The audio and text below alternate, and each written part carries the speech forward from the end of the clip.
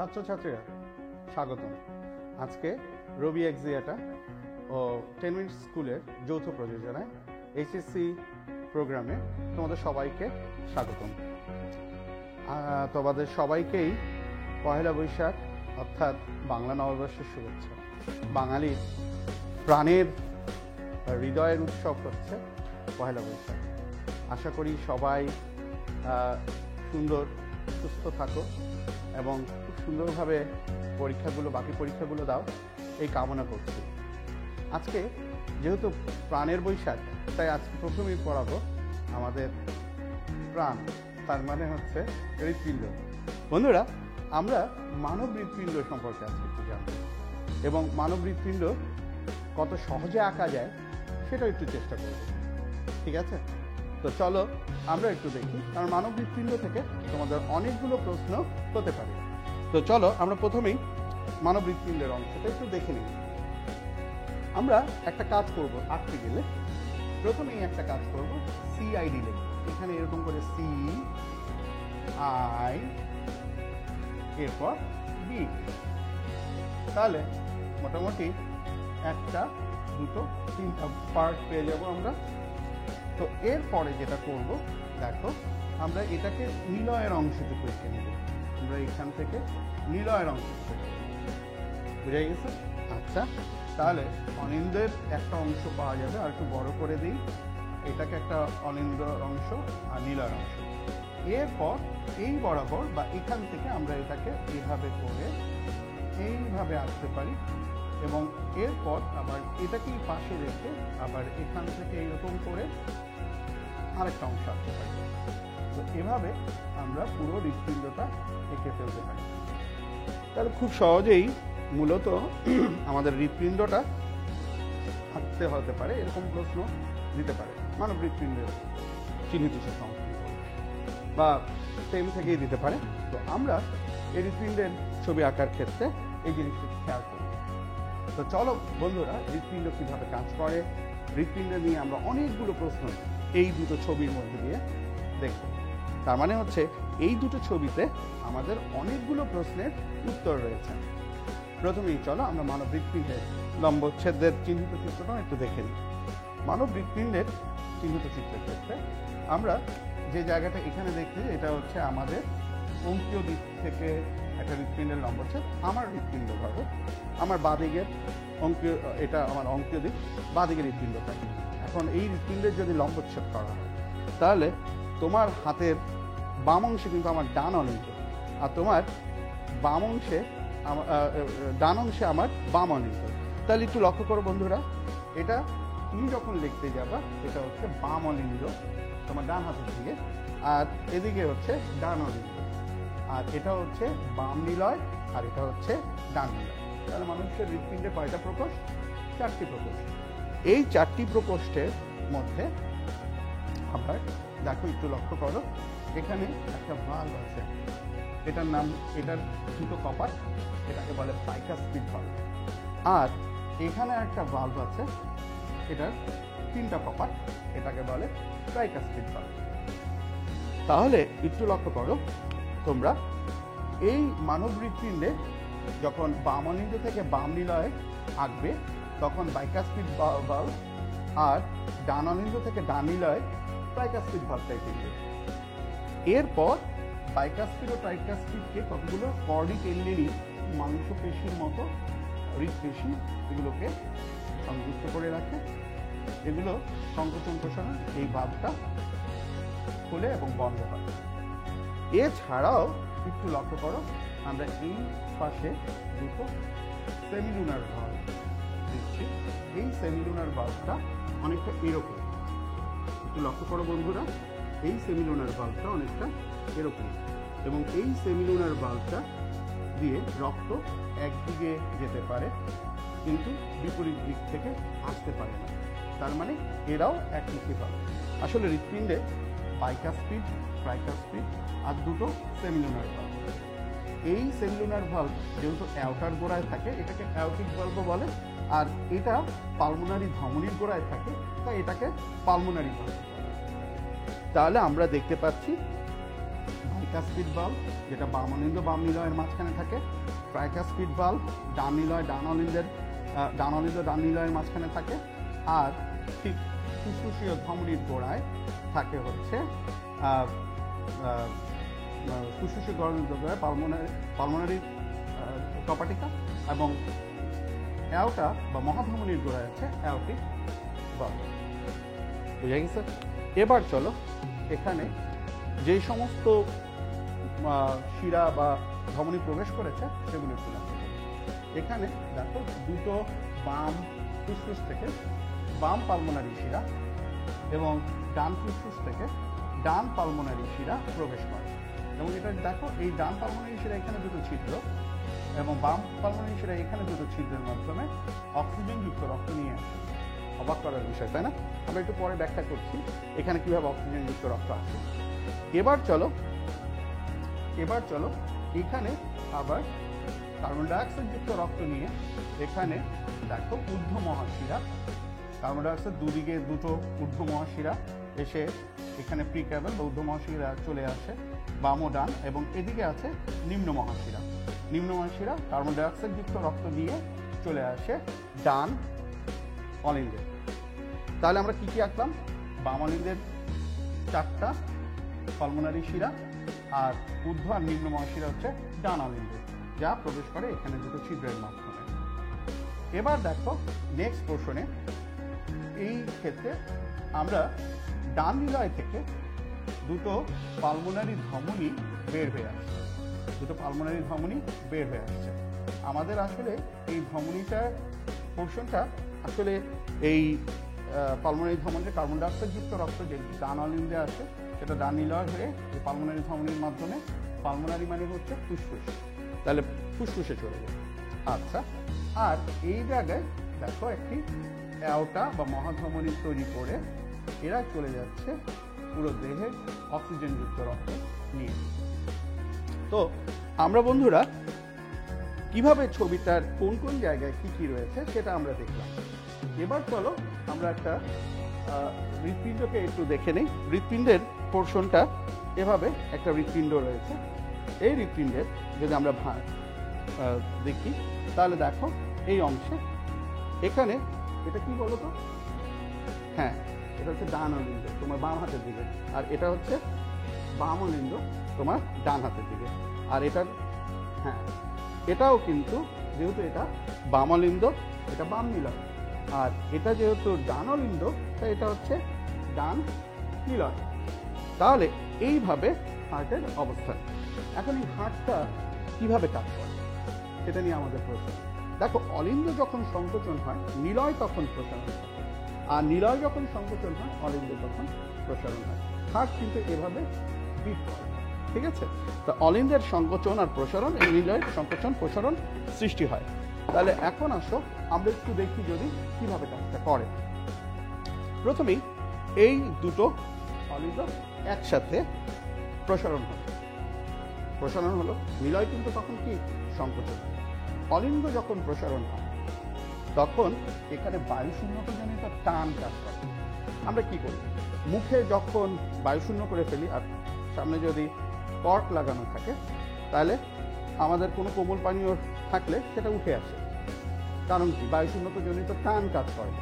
ঠিক একই রকম করে তখন ফুসফুসের অ্যালভিওলাস থেকে অক্সিজেনযুক্ত রক্ত পালমোনারি শিরা দিয়ে, আমরা একটু লক্ষ্য করছি এখানে আমাকে লাল মার্কার আর একটা নীল মার্কার রয়েছে, তাহলে এখানে ফুসফুসের অ্যালভিওলাস থেকে অক্সিজেনযুক্ত রক্ত আর দেহকোষ থেকে কার্বন ডাইঅক্সাইড যুক্ত রক্ত একসাথে এসে বাম অলিন্দে ও বাম নিলয়ে প্রবেশ করে। তাহলে আমরা দেখলাম বাম অলিন্দের যখন প্রসারণ মানে হচ্ছে আমরা প্রসারণকে বলি ডায়াস্টল আর সংকোচনকে বলি সিস্টল। তাহলে এখানে বাম অলিন্দের যখন বাম নিলয়ের যখন বা অলিন্দের যখন প্রসারণ তখন পালমোনারি শিরা দিয়ে অক্সিজেনযুক্ত এবং দেহকোষ থেকে শিরাতন্ত্র দিয়ে কার্বন ডাইঅক্সাইড যুক্ত রক্ত বাম ও ডান অলিন্দে প্রবেশ করে। বন্ধুরা এবার অলিন্দে এই প্রসারণ হওয়ার পর এটা এখন সংকোচন করলে তখন এটাকে বলবো সিস্টল। আর তখন নিলয় কি? হ্যাঁ, এটা যদি সংকোচন অবস্থা হয় অলিন্দের তখন নিলয়ের কি হয়, প্রসারণ অবস্থা।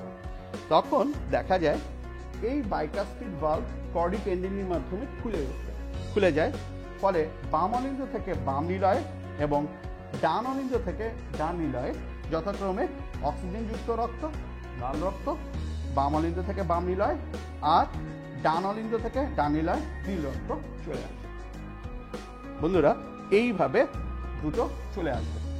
এখন এটা যখন আবার সংকোচন হবে তখন আবার এই কর্ডি টেন্ডিনি উপরের দিকে নিয়ে যাবে, তখন এই ভালভ দুটো বন্ধ হয়ে যাবে। আমি আবার বলছি, এটা যখন সংকোচন হচ্ছে নিলয় তখন প্রসারণ হচ্ছে। প্রসারণ হলে এই প্রসারিত, যখন এটা চেম্বারটা প্রসারিত হবে তখন এই কর্ডি টেন্ডিনি অনেকটা পেশির মতো, হৃদপেশির মতো, এটা ভালভ দুটোকে আটকে রাখে। যখন নিলয় প্রসারণ হয় তখন ভালভ দুটো নিচের দিকে খুলে যায়, তখন রক্তটা উপর থেকে নিচে চলে আসে। এখন এই দুটো রক্ত, মানে অক্সিজেনযুক্ত রক্ত এবং কার্বন ডাই অক্সাইড যুক্ত রক্ত, নিলয় যখন সংকোচন হয় তখন কি আবার বিপরীত দিকে ফিরে যাবে না। এই দুটো রক্ত কি হবে, ভালভ দুটো তখন আবার বন্ধ হয়ে যাবে, কারণ ভালভ দুটো তখন কর্ডি টেন্ডিনি এটাকে আটকে ফেলে। তাহলে এইভাবে যখন এই দুটো রক্তকে আটকে ফেলে তখন রক্ত আর একটা বিকল্প পথে যাবে। সেটা কি, সেটা হচ্ছে এখানে অ্যাওর্টা দিয়ে বের হয়ে আসবে, আর এখানে পালমোনারি ধমনী দিয়ে এরা ফুসফুসে চলে যাবে। তাহলে আমরা আবার একটু লক্ষ্য করি, যখন নিলয়ের সংকোচন তখন এই অক্সিজেনযুক্ত রক্ত সারা দেহে, এটা হলো দেহকোষ, এই সারা দেহে চলে যাবে, আর এইখানে কার্বন ডাই অক্সাইড যুক্ত রক্ত পালমোনারি ধমনীর মাধ্যমে ফুসফুসে চলে যাবে অক্সিজেনযুক্ত হওয়ার জন্য। তাহলে বন্ধুরা, আমরা এভাবে দেখি হৃৎপিণ্ড সংকোচন এবং প্রসারণের মাধ্যমে সারা দেহে রক্ত সরবরাহ। তো বন্ধুরা, আমরা এ থেকে অনেকগুলো জিনিস জানার চেষ্টা করব। চলো একটু লক্ষ্য করি। দেখো, দ্বিচক্র রক্ত সংবহন তন্ত্র কাকে বলে, এ প্রশ্নটা আসতে পারে। তাহলে সেটার উত্তরটা কি? সেটার উত্তরটা এভাবে লিখবে, মানবদেহের রক্ত সঞ্চালন প্রক্রিয়া পালমোনারি চক্র ও সিস্টেমিক চক্র। মানে এই পালমোনারি ধমনী আর পালমোনারি শিরা মিলে একটা পালমোনারি চক্র, আর বাম নিলয় থেকে ধমনী এবং শিরা মিলে একটা সিস্টেম, মানে দেহের বিভিন্ন সিস্টেমে বা আমাদের বিভিন্ন তন্ত্রে রক্ত সরবরাহ করে, তাই এটা সিস্টেমিক চক্র। তাহলে দ্বিচক্র রক্ত সংবহন হচ্ছে মানবদেহে যে রক্ত সঞ্চালন প্রক্রিয়া পালমোনারি চক্র ও সিস্টেমিক চক্রের মাধ্যমে, দুটি চক্রের মাধ্যমে সম্পাদন হয়, তাকে দ্বিচক্র রক্ত সংবহন তন্ত্র বলে। তারপরের একটা কোশ্চেন আমাদের আসতে পারে, এক ফোঁটা রক্তের গতিপথ আলোচনা করো। খুব গুরুত্বপূর্ণ প্রশ্ন বন্ধুরা, এটা যে এত সহজ প্রশ্ন, তুমি এই জিনিসটা জানতে পারলে, এই ছবিটা দিতে পারলেই তোমার কাছে এটা খুব সহজ হয়ে যাবে। একটু লক্ষ্য করো বন্ধুরা, দেখো, আমরা যদি ফুসফুসের অ্যালভিওলাসের কৈশিক জালিকা ধরি এখানে, তাহলে এক ফোঁটা রক্ত কি করলো, পালমোনারি শিরা হয়ে চলে আসলো বাম অলিন্দে। বাম অলিন্দে থেকে বাম নিলয়ে যাওয়ার পথে এখানে একটা ভালভ আছে, কি ভালভের নাম? বতে বাম, বতে বাইকাস্পিড। মনে থাকবে, বতে বাম, বতে বাইকাস্পিড। তাহলে বাইকাস্পিড ভালভের মাধ্যমে চলে আসবে। এরপর একটু লক্ষ্য করো, এই অ্যাওর্টা বা বাইকাস্পিড ভালভের মাধ্যমে চলে আসবে। এরপর বাম নিলয় থেকে এটা মহাধমনীর মাধ্যমে, বিভিন্ন ধমনীর মাধ্যমে কৈশিক জালিকায় যাবে। তার মানে এখানে ধমনীর মাধ্যমে দেহকোষের কৈশিক জালিকায় চলে যাচ্ছে। এরপর দেখো, দেহকোষের কৈশিক জালিকায় অক্সিজেন দেওয়ার পর অক্সিজেন ব্যাপিত হয়ে যাবে, কারণ জানো অন্তঃকোষীয় শ্বসনে অক্সিজেনের প্রয়োজন, এবং গ্লুকোজ বা অন্যান্য খাদ্য উপাদান এখানে দহন হয়ে কার্বন ডাই অক্সাইড উৎপন্ন হয়। সেই কার্বন ডাই অক্সাইডটা আবার নিয়ে আসবে। আবার কি করবে, দেখো, কৈশিক জালিকা নিতে পারে। কেন কৈশিক জালিকা নিতে পারে?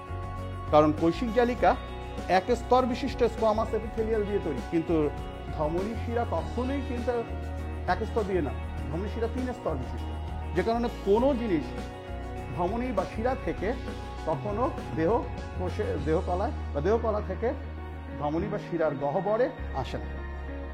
কি হয়, এখানে এই জায়গায় শুধুমাত্র কৈশিক জালিকা ব্যাপিত করতে পারে। কৈশিক জালিকা কেন করে পারে? কারণ এক স্তর বিশিষ্ট স্কোয়ামাস এপিথেলিয়াল সেল দিয়ে তৈরি। এই এক স্তর বিশিষ্ট স্কোয়ামাস এপিথেলিয়াল সেলের মাধ্যমে এরা ব্যাপিত হয়।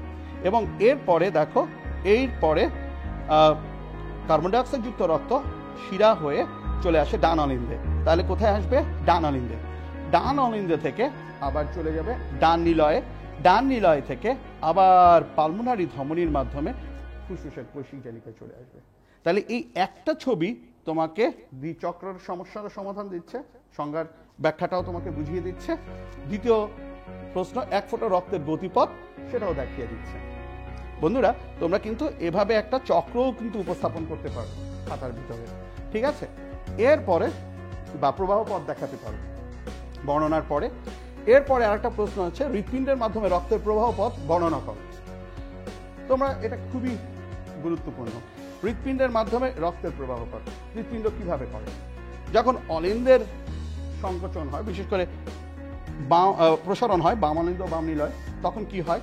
তখন আমি বলেছি এই যে পালমোনারি শিরা আর দেহ থেকে এই শিরা বাম অলিন্দ, তাহলে শিরা চলে আসে। এরপর বাম অলিন্দ থেকে বাম নিলয় চলে আসে, বাম নিলয় চলে আসে এবং বাম নিলয় থেকে এটা ইসের মাধ্যমে যখন অলিন্দের সংকোচন হলো তখন বাম নিলয় চলে আসবে। বাম নিলয় যখন আবার সংকোচন হবে তখন আবার ধমনীর মাধ্যমে সারা দেহে এবং এখানে পালমোনারি ধমনীর মাধ্যমে ফুসফুসের দিকে চলে যাবে। তাহলে এটা হচ্ছে ফুসফুসের অ্যালভিওলাস, আর এগুলো হচ্ছে দেহকোষ, ঠিক আছে? আচ্ছা, তাহলে আমরা এক্ষেত্রে হৃৎপিণ্ডের মাধ্যমে পুরো রক্তের গতি প্রবাহ পথ বর্ণনা করতে পারবো। এরপর দেখো, হৃৎপিণ্ডের মাধ্যমে কার্ডিয়াক চক্র বর্ণনা করো। হ্যাঁ বন্ধুরা, কার্ডিয়াক চক্রর ক্ষেত্রে একটু বুঝতে হবে।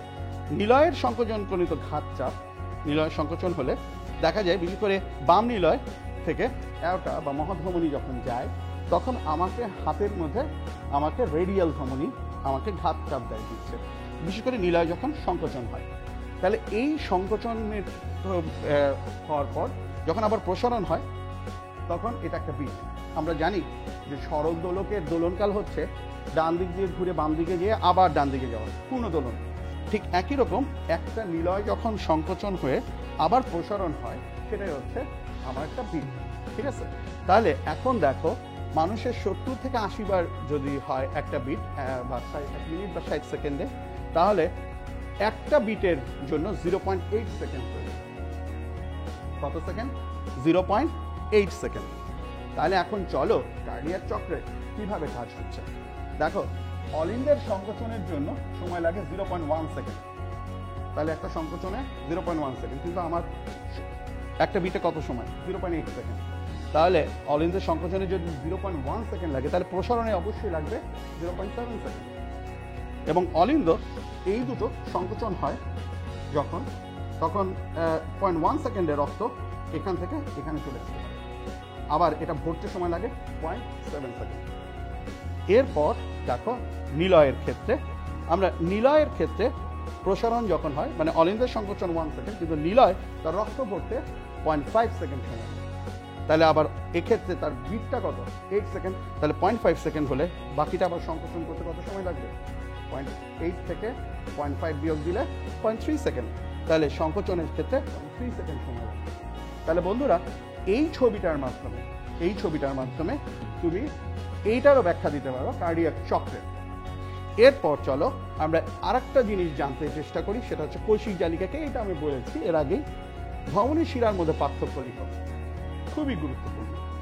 ধমনী এবং শিরার মধ্যে পার্থক্য একটু লক্ষ্য করো। যেটা হচ্ছে, এটা হচ্ছে ধমনী, তাই না? আর এটা হচ্ছে শিরা। আবার এটা হচ্ছে পালমোনারি ধমনী আর এটা হচ্ছে পালমোনারি শিরা। তবে ব্যতিক্রম হচ্ছে পালমোনারি ধমনী এবং শিরা, কিন্তু সিস্টেমিকটা হচ্ছে সারা দেহে রক্ত সরবরাহ করে। তাহলে তাই যদি হয়, ধমনীর উৎপত্তি হচ্ছে কোথায়? একটু লক্ষ্য করো। আমরা প্রথম একটা পয়েন্ট হচ্ছে উৎপত্তি। এই পয়েন্টের ক্ষেত্রে নিলয় থেকে ধমনীর উৎপত্তি। হ্যাঁ, বাম নিলয় থেকে ধমনীর উৎপত্তি হয়ে দেহের কৈশিক জালিকায় গিয়েছে, আবার ডান নিলয় থেকে পালমোনারি ধমনী ফুসফুসের কৈশিক জালিকায় চলে গেছে। তাহলে আমরা ধমনীর উৎপত্তি পেলাম, শিরার উৎপত্তি। শিরা দেখো, শিরা কিন্তু কৈশিক জালিকায় সৃষ্টি হয়, কৈশিক জালিকায় সৃষ্টি হয়ে পরিসমাপ্তি হয় বাম অলিন্দে। তাহলে আমরা উৎপত্তি এবং পরিসমাপ্তি দুটো জিনিসই এখান থেকে জানতে পারলাম। ধমনীর উৎপত্তি নিলয়, পরিসমাপ্তি কৈশিক জালিকায়, আর শিরার উৎপত্তি কৈশিক জালিকায়, পরিসমাপ্তি অলিন্দে, তাই না? দুটোই তো অলিন্দে প্রবেশ করে। এবার চলো বন্ধুরা, তোমরা আজকের বিষয়টা খুব দ্রুত শেয়ার করো বন্ধুদের কাছে, খুবই গুরুত্বপূর্ণ। কারণটা হচ্ছে আমাদের এর পরের যে লেকচারগুলো সেগুলোকেও আমরা অনেক কিছু ভিডিও এবং ভিজুয়াল কিছু জিনিস দিয়ে সাজিয়েছি, এবং যার মাধ্যমে তোমরা শেষ মুহূর্তের কিছু প্রস্তুতি নিতে পারবে, অনেক কিছু ক্লিয়ার হয়ে আসবে। কারণটা হচ্ছে এই ভিডিও এবং এই যে ফিগারগুলো এগুলো কিন্তু অনেক কিছু বোঝায়, তোমরা অনেক কিছু এখানে সেভ করে রেখো, কারণ এই ছবিগুলো তোমার পড়ার সময় কাজে লাগবে। তো অবশ্যই বন্ধুদের শেয়ার করতে ভুলো না। আর তোমরা অবশ্যই এই যে আজকের প্রোগ্রামটা রবি এক্সিয়াটা এবং 10 মিনিটস স্কুলের মাধ্যমেই দেখছো। তো এবার চলো আমরা তার পরবর্তী পোর্শনে চলে আসি। এখন শিরা এবং ধমনীর নেক্সট হচ্ছে প্রবাহিত রক্তের প্রকৃতি। প্রবাহিত রক্তের প্রকৃতি দেখো, ধমনী দিয়ে এখানে অক্সিজেনযুক্ত রক্ত বহন করে, বিশেষ করে সিস্টেম মানে হচ্ছে পুরো বডিতে যায় অসংখ্য ধমনী, কিন্তু ব্যতিক্রম হচ্ছে পালমোনারি ধমনী, সে কার্বন ডাইঅক্সাইড যুক্ত রক্ত নিয়ে যায়, তাই না? ব্যতিক্রম হচ্ছে পালমোনারি ধমনী, সে কার্বন ডাইঅক্সাইড যুক্ত রক্ত নিয়ে যায়। এবার দেখো নেক্সট পোর্শনে শিরা, প্রবাহিত রক্ত শিরা হচ্ছে কার্বন ডাইঅক্সাইড যুক্ত রক্ত নিয়ে আসে, কিন্তু এখানে ব্যতিক্রম পালমোনারি শিরা, সে কিন্তু অক্সিজেন যুক্ত রক্ত বহন করে নিয়ে আসে। এরপরে তো আসো প্রবাহ পথ, এই পর্যন্ত বলবো। এরপরে যে জিনিস এর 4টা বৈশিষ্ট্য, এটার জন্য আমাকে একটা ছবি আঁকতে হবে। দেখো এই দুটো ছবি আমি পাশাপাশি এঁকেছি, এটা হচ্ছে ধমনীর ছবি আর এটা হচ্ছে শিরার ছবি। আচ্ছা, এখানে আমি কিন্তু দেখো প্রস্থচ্ছেদ করেছি আর এখানে লম্বচ্ছেদ করে দেখাচ্ছি। কারণটা আছে, আমি প্রস্থচ্ছেদের মাধ্যমে এর 3টা স্তর অত্যন্ত পুরু, এবং এর বিশেষ করে টিউনিকা এক্সটার্না, টিউনিকা মিডিয়া মাঝখানেরটা, একেবারে ভিতরটা যেটা লুমেন বা গহ্বরের সাথে, সেটা হচ্ছে ইন্টিমা দেখাচ্ছি, এবং অত্যন্ত পুরু স্তর, লুমেনটা এই জন্য ছোট হয়ে আসছে। তাহলে একটু লক্ষ্য করো, লুমেন যদি ছোট হয় আর যদি প্রাচীর যদি পুরু হয়, তাহলে লুমেনটা অবশ্যই ছোট হবে। আর লুমেন যেহেতু ছোট, আরেকটা বিষয়, বাম নিলয় এবং ডান নিলয় যখন সংকোচন করে তখন এটা সংকোচনজনিত চাপ কাজ করে। তাহলে দেখো, একে তো লুমেন ছোট, তার মধ্যে আবার চাপ দিচ্ছে, তাহলে এখানে রক্তচাপ কি হবে, কম না বেশি? হ্যাঁ, অবশ্যই রক্তচাপ এখানে বেশি হবে, অবশ্যই রক্তচাপ সেখানে বেশি। এবং রক্তচাপ বেশি হওয়ার কারণে এখানে আমরা যে কোনো যেটা হৃদস্পন্দন পাই, আমরা অনেক সময় পালস দেখি, এই পালসটা কারণ হচ্ছে এই সংকোচনের কারণে একটা ঘাত দেয়, এই নিলয় সংকোচনের কারণে যে নারী ঘাত চাপ পাই, এই চাপটা আমরা উপলব্ধি করতে পারি। আবার দেখো শিরার ক্ষেত্রে এর প্রস্থচ্ছেদ, এটা লম্বচ্ছেদ, তাই না? আচ্ছা, প্রস্থচ্ছেদে একটু লক্ষ্য করো, শিরার প্রাচীরগুলো কিন্তু অনেক পাতলা। যদি প্রাচীর পাতলা হয়, এর আগে পড়েছি প্রাচীর পুরু, লুমেন ছোট, তাহলে এখানে প্রাচীর পাতলা, তাহলে লুমেনটা কি হবে? লুমেনটা অবশ্যই বড়, অবশ্যই বড়, এবং লুমেনটা বড়। এখন আসো শিরা। শিরা কিন্তু অলিন্দের প্রসারণজনিত কারণে, প্রসারণ হলে তখন এই শিরা দিয়ে রক্ত আসে, বিশেষ করে নিচের থেকে একটা, উপর থেকে পালমোনারি শিরা, তো এই শিরা দিয়ে আসে। এখন এই প্রসারণটা এখানে টান কাজ করে, চাপ কাজ করে না। নিলয় সংকোচনে যেমন চাপ কাজ করে, অলিন্দের প্রসারণে কি করে, টান কাজ করে। তাহলে চাপ বেশি শক্তিশালী না টান বেশি শক্তিশালী? এক্ষেত্রে মনে রাখবা চাপ বেশি শক্তিশালী, টান কিন্তু কম শক্তিশালী, ফলে রক্ত আসতে চায় না। তাই এই শিরার গায়ে একমুখী কপাটিকা রয়েছে, যা রক্তকে সামনের দিকে আগাতে দেয়, পিছনের দিকে যেতে দেয়। তাহলে শিরার গায়ে আমরা একমুখী ভালভ দেখব। তাহলে আমার এই 4টা পয়েন্ট আমার বুঝে গেছে যে প্রাচীর ওটার পুরু, এটা পাতলা, লুমেন ওটার ছোট, এটার বড়, বিশেষ করে ধমনী ওটা, এটা শিরা, কপাটিকা ওটা ধমনীতে থাকে না, শিরাতে থাকে। রক্তচাপ এখানে উচ্চ, এখানে রক্তচাপ নিম্ন বা রক্তচাপ কম তুলনামূলক। এরপরে চলো বন্ধুরা, আমরা একটু পালমোনারি ধমনী ও পালমোনারি শিরার পার্থক্য, এটাও আমরা পারবো। তাহলে আমরা এই যে প্রথমে বলেছি হৃৎপিণ্ড আমরা পড়ছি বৈশাখের প্রাণে, তো আমরা যদি এটা বুঝতে পারি, জানতে পারি, তাহলে আমাদের কিন্তু সফলতা আসবে, যে না আমরা ভালো করে উত্তর দিতে পারবো। এবং এই জায়গার প্রশ্নটা খুবই গুরুত্বপূর্ণ। চলো বন্ধুরা, এর পরের পোর্শনে আমরা আজকে আলোচনায় যাই। এর পরের পোর্শনে হচ্ছে মানবদেহের শ্বাস গ্রহণ ও শ্বাস ত্যাগের কৌশল। চলো আমরা এর সামনের দিকে আগাচ্ছি, পরের দিকে যাচ্ছি।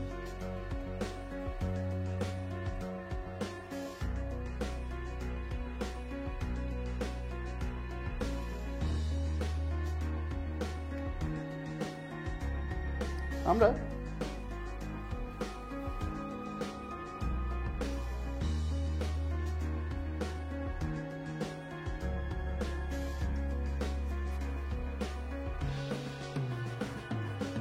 একটু লক্ষ্য করি, আমরা আজকে এখন যেটা করব সেটা হচ্ছে হৃৎপিণ্ডের সাথে আরেকটা জিনিস সম্পর্কিত, সেটা অবশ্যই অবশ্যই অবশ্যই ফুসফুস। এবং এই ফুসফুসটা নিয়ে আমরা একটু আলোচনা করতে হবে আমাদের, ঠিক আছে? এখন এই ফুসফুসের ক্ষেত্রে একটু লক্ষ্য করো, আমরা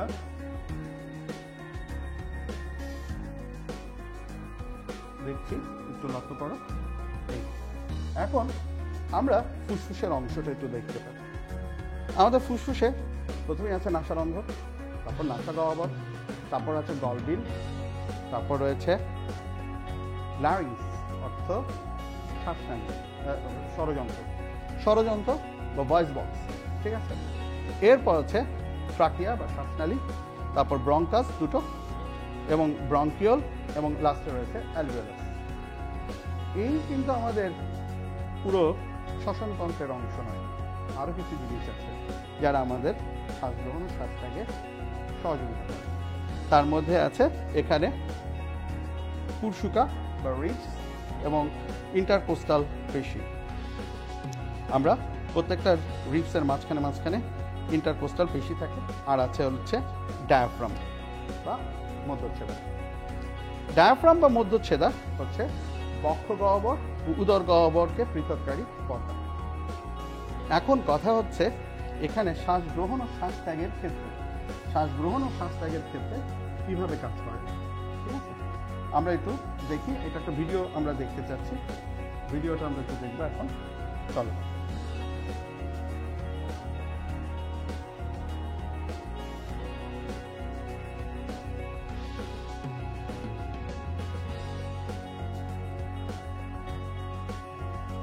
এটা হচ্ছে দেখো, শ্বাস গ্রহণ ও শ্বাস ত্যাগের ক্ষেত্রে আমরা যে ভিডিওটা দেখতে পাচ্ছি এটার একটা অংশ রয়েছে, একটু টেনে দাও এটা, এখানে একটু লক্ষ্য করো, এখানে একটু লক্ষ্য করো, স্টপ করো একটু, এখানে দেখো, এখানে একটু আসো। দেখো, আমার শ্বাস গ্রহণ ও শ্বাস ত্যাগের কৌশল, এই প্রশ্নটা আসতে পারে। শ্বাস গ্রহণ ও শ্বাস ত্যাগের কৌশল একটু লক্ষ্য করো, আমার ডায়াফ্রাম একটা গম্বুজাকৃতি, এবং এটা স্বাভাবিক অবস্থায় আমরা গম্বুজাকৃতি দেখতে পাই। যখন আমরা শ্বাস গ্রহণ করি তখন কি হয়? তখন ডায়াফ্রাম পেশি সংকোচন করে, পেশিটা লাগানো থাকে ডায়াফ্রামের নিচে, এবং এটা সংকোচন করলে তখন ডায়াফ্রামটা সোজা হয়ে যায়, ফলে বক্ষ গহ্বরের দৈর্ঘ্য বরাবর আয়তন বেড়ে যায়। আবার এখানে থাকে কুরশুকা বা রিবস, এবং সেখানে ইন্টারকোস্টাল পেশি যদি সংকোচন করে তখন রিবটা বাইরের দিকে প্রক্ষেপিত হয়, ফলে বক্ষ গহ্বর প্রস্থে বেড়ে যায়। তাহলে দৈর্ঘ্য এবং প্রস্থে যখন বেড়ে যায় তখন বক্ষ গহ্বরের আয়তন বেড়ে যায়, এটা কিন্তু শ্বাস গ্রহণের ক্ষেত্রে। এবং তখন ফুসফুসটা সহজেই স্পেস পায়, প্রসারিত হয়। এবং ফুসফুস যখন প্রসারিত হয় তখন যে বিষয়টা ঘটে সেটা হচ্ছে ফুসফুস প্রসারিত হওয়ার ফলশ্রুতিতে তখন ফুসফুস প্রসারিত হয় এবং অ্যালভিওলাসে নিম্নচাপ কাজ করে। নিম্নচাপের কারণে বায়ু থেকে বাইরের ভারী বাতাসটা ভিতরের দিকে প্রবাহিত হওয়ার পর ভিতরের দিকে প্রবাহিত হয়, এবং এর ফলশ্রুতিতে আমরা শ্বাস গ্রহণ করি, এবং অ্যালভিওলাস কিন্তু অক্সিজেন গ্রহণ করে। আবার যখন এখানে যখন আবার শ্বাস ত্যাগের কথা আসে তখন যে ঘটনাটা ঘটে, তখন আবার আমার ডায়াফ্রামের পেশি প্রসারিত হয়, ফলে ডায়াফ্রাম স্বাভাবিক অবস্থায় চলে আসে গম্বুজাকৃতির, তখন আবার আয়তনটা কমে যায়। একই সাথে রিবস ইন্টারকোস্টাল পেশি প্রসারিত হওয়ার ফলে রিবস কিন্তু তখন আবার নিচের দিকে প্রক্ষেপিত করে, ফলে বক্ষগহ্বরের আয়তন কমে যায়, ফুসফুস তখন সংকোচন হয়, এবং ফুসফুস সংকোচন হলে তখন ফুসফুসের অ্যালভিওলাসের বায়ুটা অত্যন্ত ভারী হয়। তখন ভিতরের বায়ুটা, বাইরের বাতাসটা যখন হালকা থাকে তখন কার্বন ডাইঅক্সাইড যুক্ত বাতাস তখন বাইরে চলে আসে। এভাবেই আমরা শ্বাস গ্রহণ ও শ্বাস ত্যাগের ক্ষেত্রে কিছু বৈশিষ্ট্য দেখি। আমরা এর পরবর্তী স্লাইডে যাচ্ছি।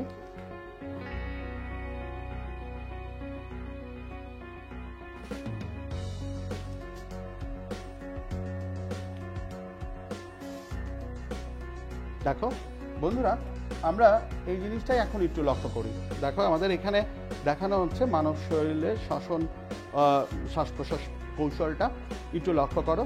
আমাদের এখানে আমি বলেছি যে নাসারন্ধ্র, রাসাগহ্বর, তারপর গলবিল, তারপর রয়েছে ষড়যন্ত্র, তারপর রয়েছে ট্রাকিয়া প্রায় 17টা তরুণাস্থিময় রিং থাকে, এটা সি আকৃতির, এরপর ব্রঙ্কাস, তারপর ব্রঙ্কিওল, তারপর অ্যালভিওলাস। এরপরে রয়েছে এখানে ডায়াফ্রাম পেশির সাথে ডায়াফ্রাম যুক্ত, আর এখানে রয়েছে ইন্টারকোস্টাল পেশি এবং আছে হচ্ছে পরশুকার। তো আমরা এখানে একটু যদি লক্ষ্য করি, শ্বাস গ্রহণ ও শ্বাস ত্যাগের ক্ষেত্রে শ্বসনাঙ্গের অংশগুলো কি কি করছে একটু লক্ষ্য করো। ডায়াফ্রাম পেশি এক সময় যখন সংকোচন হচ্ছে, ফলে ডায়াফ্রামটা কি হচ্ছে, সোজা হয়ে অবস্থান করে, ইন্টারকোস্টাল পেশি তখন আমাদের কি হচ্ছে, বক্ষগহ্বর দৈর্ঘ্যে বাড়ছে। আবার ইন্টারকোস্টাল পেশি তখন সংকুচিত হচ্ছে, তখন পরশুকা কি করছে, দেহের বাইরের দিকে প্রসারিত হচ্ছে, ফলে বক্ষগহ্বর প্রস্থে বাড়ছে। যখন দৈর্ঘ্য এবং প্রস্থে বাড়ে তখন বক্ষগহ্বরের আয়তনটা বাড়ে, এবং আয়তনটা বাড়লে তখন বক্ষগহ্বর আয়তন বৃদ্ধি পায় এবং ফুসফুস তখন একটা স্পেস পাচ্ছে প্রসারিত হওয়ার।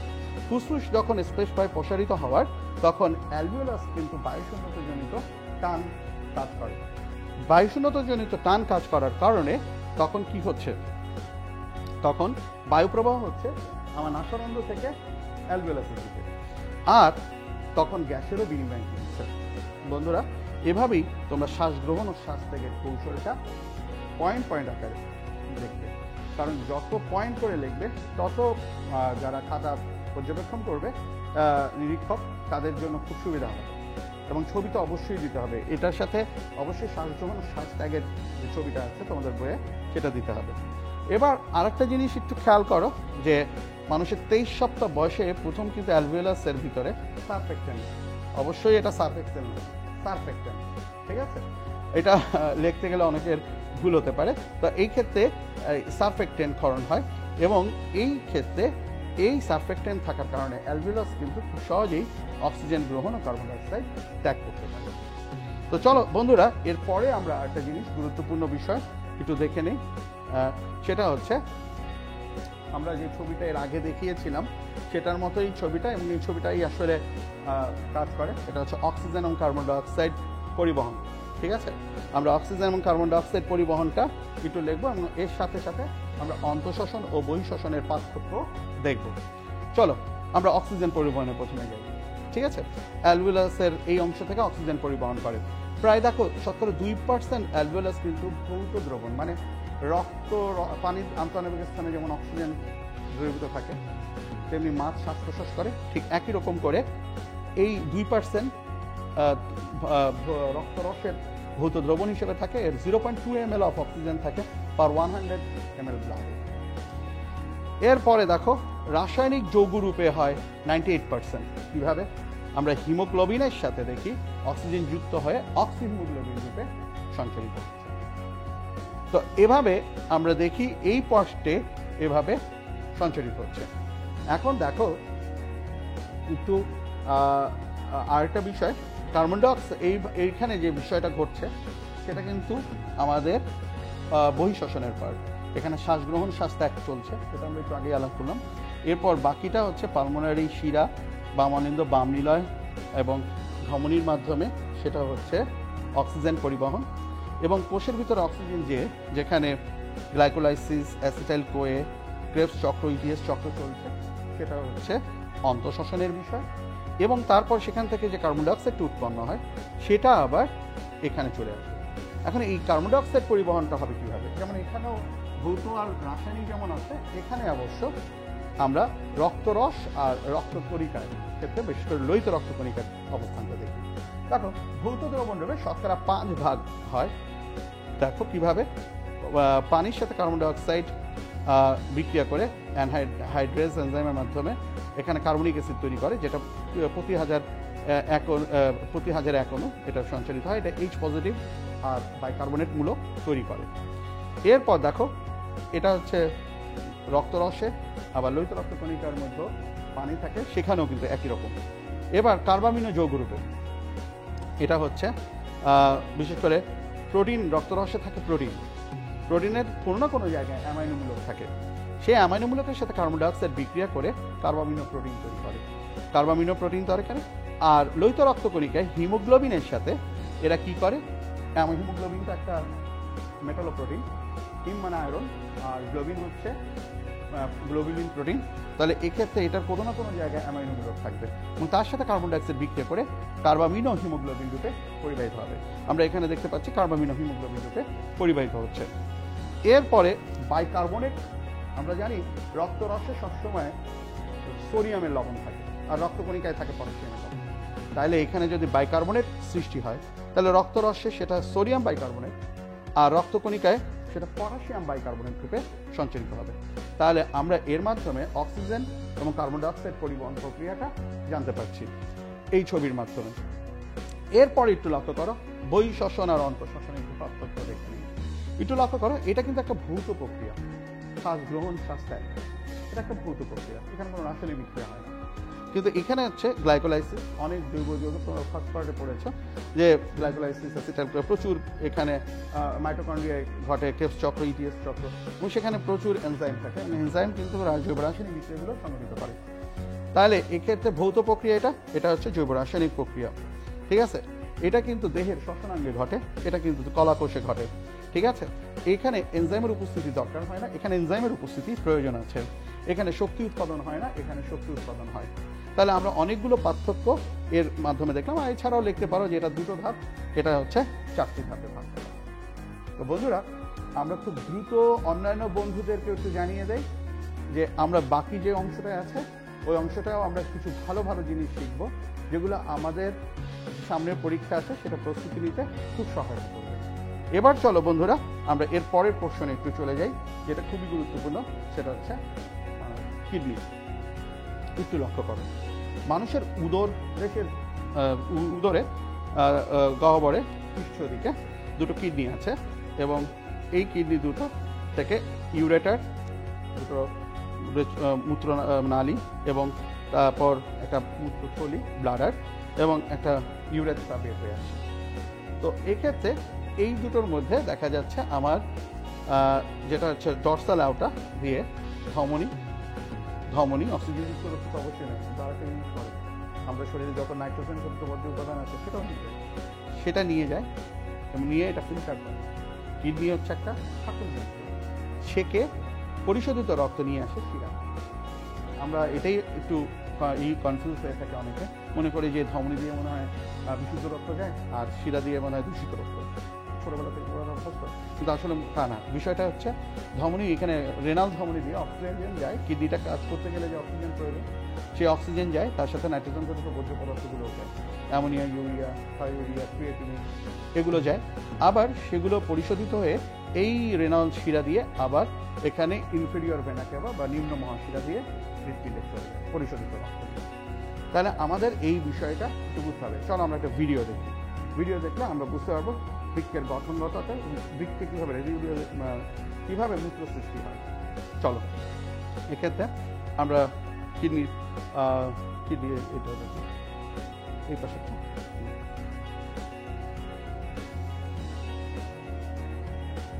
দেখো, এটা হচ্ছে মানুষের একটি কিডনি, দুজোড়া কিডনি। এটা ঠিক মেরুদণ্ডের দুপাশে এবং উদরগহ্বর পিঠের দিকে থাকে। এর উপরে অবশ্যই অ্যাড্রিনাল গ্ল্যান্ড আছে। আমরা একটু লক্ষ্য করলে দেখতে পাই যে এটা একটা অনেকটা বিন শেপ এবং এখানে দেখো অক্সিজেনযুক্ত নাইট্রোজেনযুক্ত বর্জ্য পদার্থ নিয়ে ঢুকতেছে, আবার শিরা দিয়ে বেরোচ্ছে। আর যেটা শাকন প্রক্রিয়ায় যা সৃষ্টি হচ্ছে মূত্র, সেটা আবার এই ইউরেটারের মাধ্যমে কোথায় চলে যাচ্ছে, ইউরিনারি ব্লাডারে। এবং ইউরিনারি ব্লাডার থেকে পরবর্তীতে ইউরেথ্রার মাধ্যমে দেহ থেকে বের হয়ে আসতেছে। তো এক্ষেত্রে এই কিডনির কিছু মৌলিক কাজ রয়েছে। এই কাজগুলোর মধ্যে যথাক্রমে দেখো একটু লক্ষ্য করি, আমাদের ব্লাড ভলিউম আর প্রেশারকে মেনটেন করে। এরপর আমাদের সোডিয়াম ক্লোরাইড এগুলোকে একটু স্টপ করো, একটু এটাকে পাউজ করো। এখানে একটু লক্ষ্য করো, আমাদের শরীরে আমরা যখন পানি খাই, সে পানিটা চলে যায় কোথায়? কিডনিতে না, সেটা চলে যায় হচ্ছে রক্তে চলে যায়। এবং রক্তে চলে যাওয়ার পরে রক্তে কি হয়? তরলীকরণ হয়, ডাইলুটেড হয়ে গেলে কি হয়? রক্ত বেশি তরল হয়ে গেলে কি হবে? আমাদের রক্তকণিকাগুলো মারা যাবে। তাহলে রক্তকে বেশি তরল হতে দেওয়া যাবে না। তাহলে কি করতে হবে? রক্তের যে অতিরিক্ত ভলিউম হয়েছে সেখান থেকে পানিটাকে শোষণ করে কিডনি কি করবে? পানি শোষণ করে, পানি ছাকন করে সেটাকে দেহ থেকে নিঃশেষ করবে। তাহলে এক্ষেত্রে আবার যখন আমরা কম পানি খাচ্ছি, তখন তো আমার রক্তের দিকে একে তো ঘামাচ্ছি, এটাও পানি চলে যাচ্ছে, তার মধ্যে আবার খাচ্ছি পানি কম। তাহলে রক্তের তো ব্যালেন্স করতে হবে, রক্ত তো খুব ঘন হতে পারে না জেলির মতো। তাহলে কি হবে? তাহলে সেক্ষেত্রে তখন মূত্রের পানি অংশ কম থাকবে, মূত্র নিঃসরণ কম হবে। তাহলে এক্ষেত্রে আমাদের রক্তের ভলিউম এবং প্রেশারটা ঠিক রাখে। এরপর আমার শরীরের বিভিন্ন খনিজ উপাদানের ইলেকট্রোলাইট যেটাকে আমরা বলি, সেটা ব্যালেন্স করে। কারণ মূত্রের মাধ্যমে অনেক খনিজ লবণ ফিল্টার হয়ে যেতে হবে। এখন কথা হচ্ছে আর একটা জিনিস করবে, সেটা হচ্ছে লাস্ট, সেটা হচ্ছে আমার নাইট্রোজেন ঘটিত বর্জ্য পদার্থ যেগুলো আছে, ইউরিয়া, ইউরিক অ্যাসিড এবং ক্রিয়েটিনিন, সেগুলো দেহ থেকে নিঃসরণ করে বের করে দেবে। তাহলে আমরা এই তিনটা কাজ দেখতে পাচ্ছি। এর পরের অংশটা চলো, এরপরে তাহলে এখন আসো আমরা না এটাই চালু করো এবং এর পরের অংশ একটু দেখি। না, এটা প্রথম থেকে তো। হ্যাঁ, এবার কিডনির পোর্শনটা একটু লক্ষ্য করি। কিডনিকে লম্বচ্ছেদ করলে আমরা অনেকগুলো রেনাল পিরামিড দেখব, এবং এই পিরামিডের মধ্যে অসংখ্য নেফ্রন আছে, প্রায় 10 লক্ষ নেফ্রন থাকে, এবং এটার এই অবতল অংশটাকে আমরা বলি হাইলাস। এবং এই কিডনি লবিউলের ভিতরে আমরা দেখো জুম করলে দেখা যাচ্ছে অসংখ্য নেফ্রন। এই নেফ্রনটা হচ্ছে গঠনগত কার্যগত, এবং এই যে রক্তনালী আসতেছে এটা হচ্ছে ধমনীর অংশ, রেনাল ধমনীর অংশ। এবার দেখা যাচ্ছে এই রেনাল ধমনী অ্যাফারেন্ট বলি অন্তর্মুখী, আর এটা হচ্ছে ইফারেন্ট। এটা দিয়ে ছুটবে, এখানে একটা কৈশিক জালিকা তৈরি করবে, কৈশিক জালিকার মাধ্যমে ব্যাপিত হবে এবং তারপর পরিশোধিত রক্ত ওইদিকে চলে যাবে। এখন এইখানে যেটা ঘটছে, এই গ্লোমেরুলাস আর এই বোমান্স ক্যাপসুল, এই হচ্ছে মালপিজিয়ান বডি, এটাকে আমরা বলি মালপিজিয়ান বডি। এই মালপিজিয়ান বডির ভিতরে দেখো এই রক্ত থেকে ছেঁকে কি হচ্ছে? পানি, খনিজ লবণ, গ্লুকোজ চলে আসছে। এটা প্রয়োজনীয় উপাদান। এছাড়া নাইট্রোজেন ঘটিত বর্জ্য উপাদানও চলে আসছে, অপ্রয়োজনীয় উপাদান। তাহলে প্রয়োজনীয় এবং অপ্রয়োজনীয় উপাদান এটা কি হচ্ছে? অত্যন্ত অতি সূক্ষ্ম ছাঁকন হচ্ছে, এটাকে আমরা বলি ফিল্ট্রেশন। তাহলে মূত্র সৃষ্টির প্রথম কাজটা হচ্ছে ফিল্ট্রেশন, ঠিক আছে? এরপর ফিল্ট্রেশন করার পরে এটা প্রক্সিমাল রেনাল টিবিউল, এটা এখান থেকে যেটা বের হয়ে আসে এটা প্রক্সিমাল রেনাল টিবিউল হয়ে এদিকে যাবে। স্টপ করো একটু। এরপর দেখো এখানে যখন আসবে তখন স্টপ, একটু লক্ষ্য করো, এখানে যখন আসবে তখন প্রয়োজনীয় উপাদান, অপ্রয়োজনীয় উপাদান দুটোই যাচ্ছে।